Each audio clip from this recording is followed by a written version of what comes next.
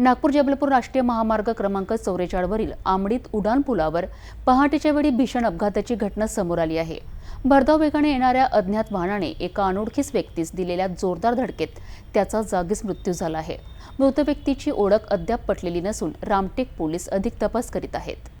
नागपूर जबलपूर राष्ट्रीय महामार्ग क्रमांक 44 वर असलेल्या आमडी उड्डाण पुलावर पहाटेच्या सुमारास एक धक्कादायक अपघात घडलाय।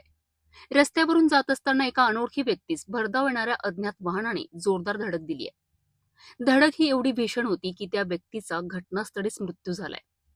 स्थानिकांनुसार मृत व्यक्ती मानसिकदृष्ट्या अस्वस्थ असल्याची चर्चा आहे, परंतु त्याची ओळख अद्याप स्पष्ट झालेली नाही। अपघाताच्या धडकेमुळे त्याचा देह गंभीरपणे विद्रूप झाला होता, त्यामुळे ओळख पटविणे आणखी कठीण झाले आहे। या घटनेची माहिती मिळताच ओरिएंटल टोल प्लाझा कर्मचारी आणि रामटेक पोलीस तात्काळ घटनास्थळी पोहोचलेत। पंचनामा करून मृतदेह उपजिल्हा रुग्णालय रामटेक येथे पाठवण्यात आला आहे।